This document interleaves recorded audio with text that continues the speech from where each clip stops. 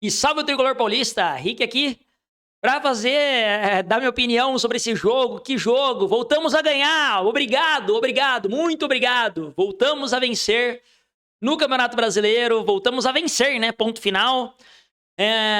Contra o Fortaleza, fora de casa, beleza.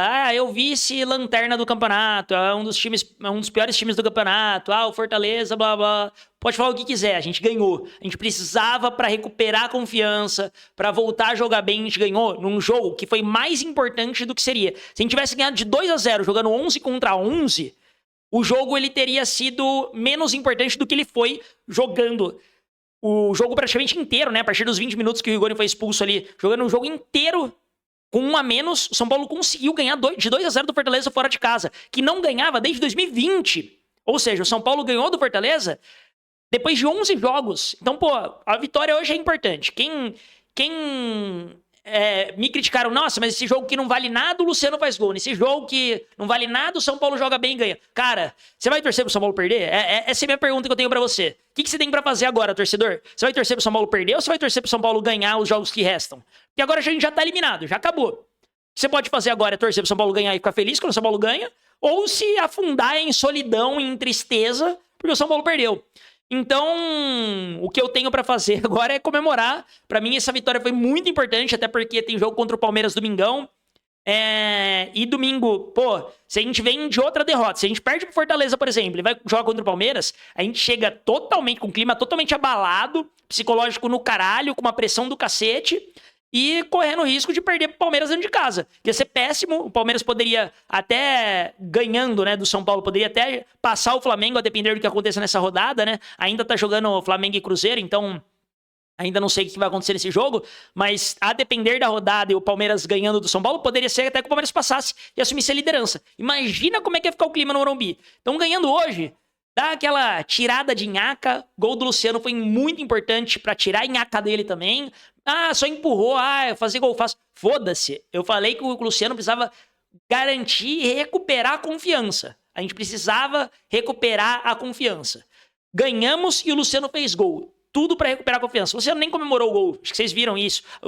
Os jogadores foram abraçar ele, deram um apoio ali, mas eu acho que ele, obviamente, ele sentiu, pô. Eu acho que o Luciano hoje, ele tem uma identificação muito grande com o clube. Ele gosta do São Paulo de verdade. Eu acredito nisso. Posso estar sendo ingênuo em acreditar? Posso. Mas eu acredito muito que o Luciano gosta do São Paulo. Gosta da torcida do São Paulo. Ele gosta de vestir a camisa do São Paulo. E ele com certeza ficou triste com as péssimas atuações que ele teve.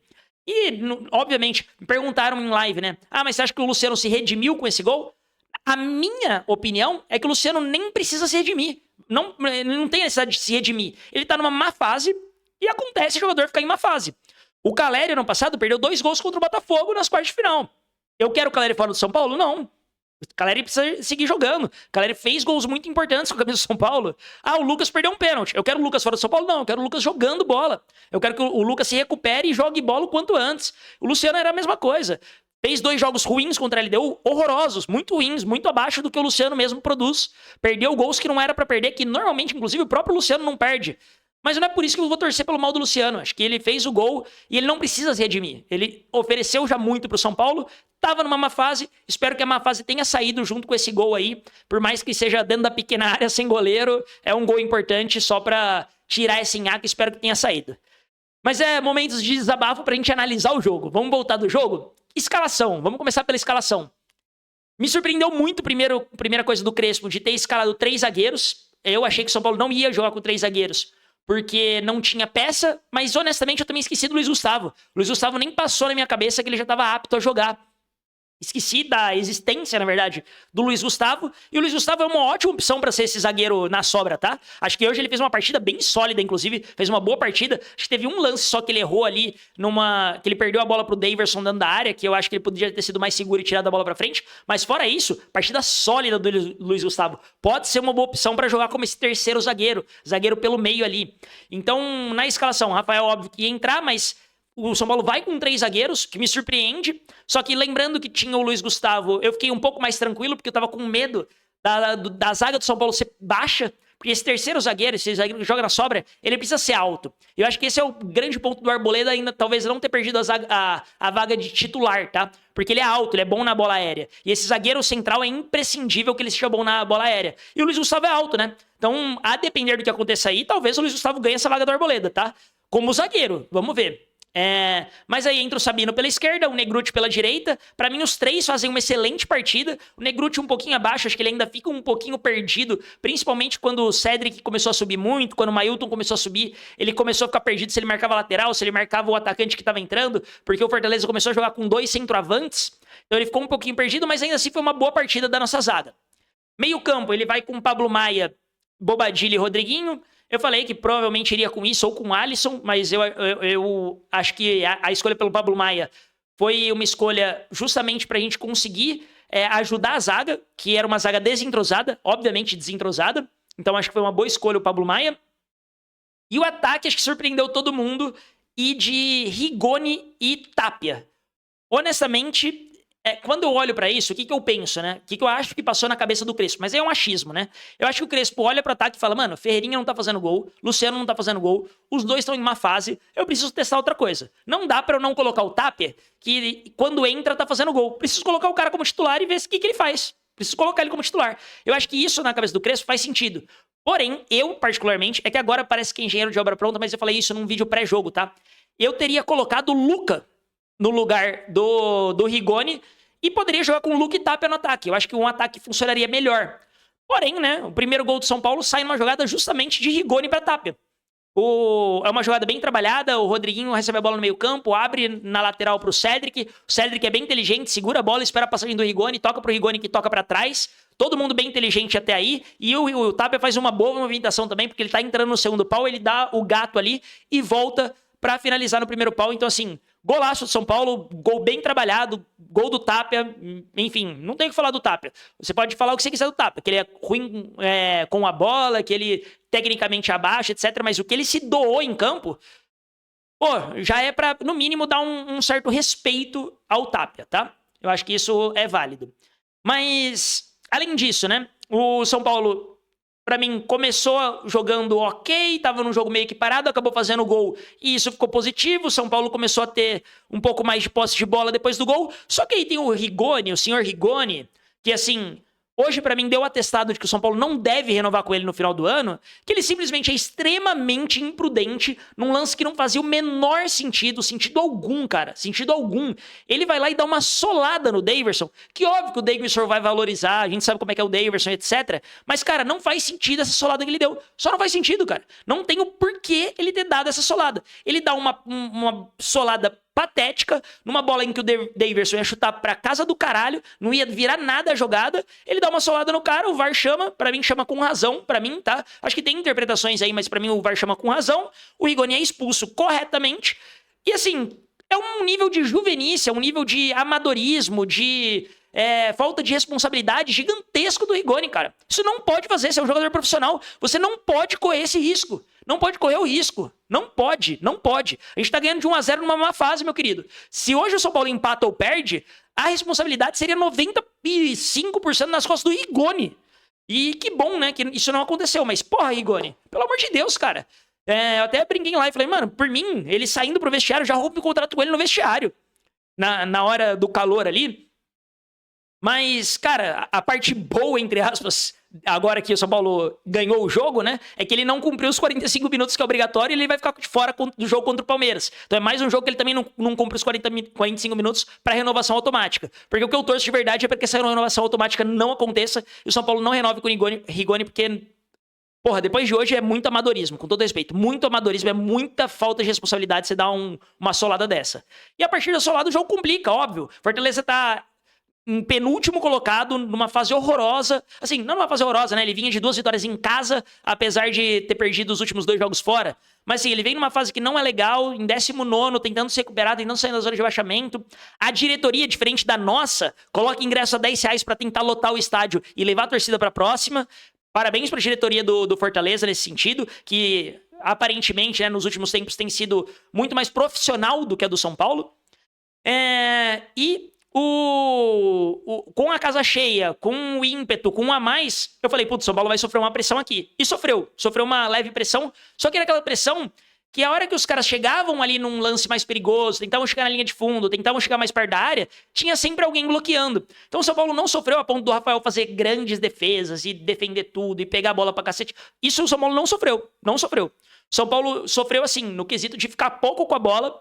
No finalzinho do primeiro tempo, acho que a gente melhora um pouquinho. Acho que o Bobadilla consegue segurar um pouco mais a bola, a gente consegue tocar uma bola ou outra. Rodriguinho, pra mim, tava mal no jogo, mais um jogo ruim do Rodriguinho, tanto é que ele é substituído em intervalo. Pra mim, com razão. Só não entendi a entrada do Enzo, especificamente, pro Wendel fazer essa função. Sei lá, pra mim ficou um pouco confuso. Não ficou claro essa dobradinha de lateral, o que o Crespo quis exatamente com isso. Talvez fosse fortalecer o lado esquerdo, mas, sei lá, não entendi direito essa substituição. Mas o Rodriguinho, pra mim, tinha que sair. E aí, vai pro intervalo, 1-0, pô, beleza, estamos ganhando ainda, precisa segurar esse resultado. E o São Paulo segue se defendendo bem. O Wendel, vamos ver o que aconteceu, mas, mano, o dedo dele ficou tortaço num lance. Parece que ele quebrou o dedo, ou no mínimo deslocou de um jeito muito feio ali. Acho que ele mesmo colocou no lugar e o médico fez uma tala pra ele continuar jogando. Nesse intervalo, né, entra o Enzo, igual eu comentei, no lugar do Rodriguinho. Não entendi muito bem esse posicionamento do Wendel, mas eu acho que foi pra fazer uma dupla ali pro Wendel escapar um pouquinho mais e o Enzo dar esse apoio, pro São Paulo tentar tabelar um pouquinho mais pro lado esquerdo. Mas não entendi, honestamente, não entendi essa modificação. Se fosse pra tirar o Rodriguinho, eu teria colocado... Não sei como o Marcos Antônio tá, né? No fim das contas, ele nem entrou, porque eu acho que era um jogo ruim pro Marcos Antônio e pro Oscar entrar. Porque no fim das contas, era um jogo que a gente focou a menos e ia precisar correr pra caralho, se desgastar pra caralho. E, mano, eles estão voltando de lesão. Então não era eu acho que Oscar e Marcos Antônio também realmente não tinha que entrar. Mas de repente colocar o Alisson no lugar do Rodriguinho poderia ser melhor. Tanto é que a alteração que ele faz depois é justamente tirar o Wendel e colocar o Rodriguinho. Que é basicamente...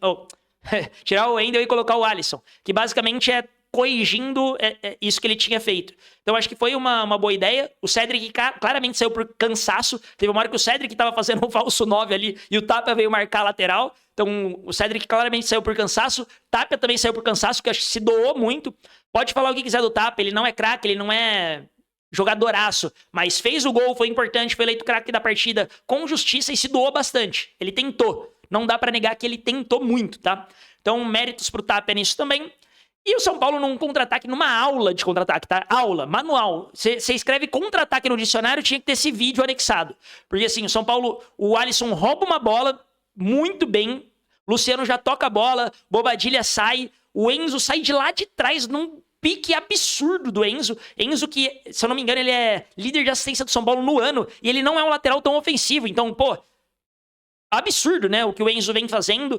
Eu espero que o São Paulo realmente compre o Enzo no final do ano, porque é um baita jogador.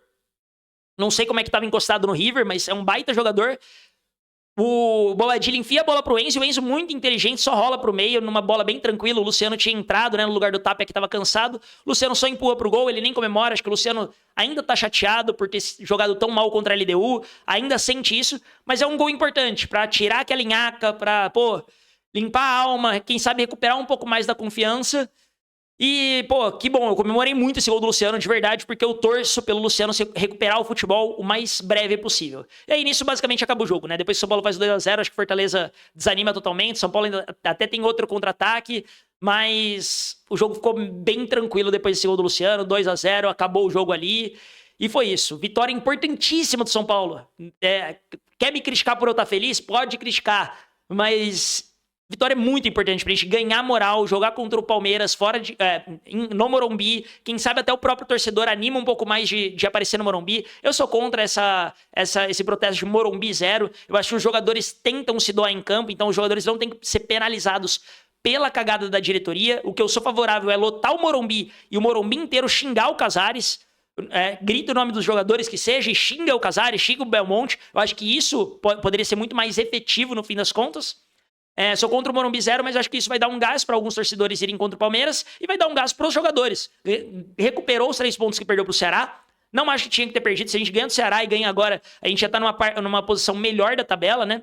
Mas tá bom, pelo menos não perdemos uma posição pro Fluminense. A gente tem o Palmeiras, que é uma equipe difícil, mas que a gente vai jogar em casa. E é clássico, tudo pode acontecer. Lucas provavelmente vai estar de volta, Oscar provavelmente vai estar em condições de jogo. Luciano deve recuperar a titularidade, enfim. Eu acho que a gente tem tudo pra fazer um bom jogo e sair com um bom resultado contra o Palmeiras, que é um jogo importante. E depois a gente tem alguns jogos mais acessíveis, que também vão ser importantes pro São Paulo ir somando pontos e ficar na parte de cima da tabela, brigando por esse G6, G7, G4, enfim. onde der pra brigar, eu acho que o São Paulo tem que seguir brigando, ganhando e somando pontos. Excelente partida hoje. E, de novo, se fosse 2-0 com o São Paulo 11 contra 11, já teria sido importante. Mas o 2-0 com 1 a menos, isso dá uma resposta muito legal pro torcedor e pros próprios jogadores. Caralho, a gente é bom, velho. A gente é bom. A gente vai ganhar jogos mesmo com 1 a menos, mesmo na base da raça. Claro, o Fortaleza é um time ruim. Infelizmente, hoje a verdade é que o Fortaleza é um time ruim, que tá brigando pra não cair, e eu não vejo muita esperança de se safar. Mas que é um time ruim hoje. Mas é obrigação dos times melhores ganhar dos times ruins. A escalação do São Paulo dava muito medo, mas ainda assim o São Paulo conseguiu a vitória, conseguiu os 3 pontos, que é muito importante pra gente se manter na parte de cima da tabela. E é isso. Se gostou do conteúdo, se inscreve aí no canal, de dar aquela moral. Eu tava em live hoje, brigadão por todo mundo que colou novamente.